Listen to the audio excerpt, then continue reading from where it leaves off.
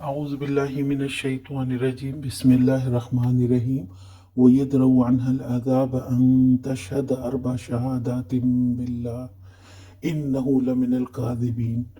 اور عورت سے سزا اس طرح ٹل سکتی ہے کہ وہ 4 مرتبہ اللہ کی قسم کھا کر شہادت دے کہ یہ شخص اپنے الزام میں جھوٹا ہے۔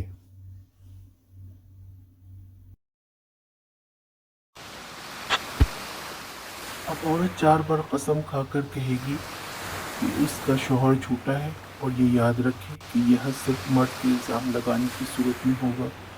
وہ اپنی بیوی پر زنا کا الزام لگائے تو اس صورت میں قاضی کے پاس جائے گا اور وہ دونوں اس طرح حلف لیں گے اور قاضی فیصلہ کرے گا۔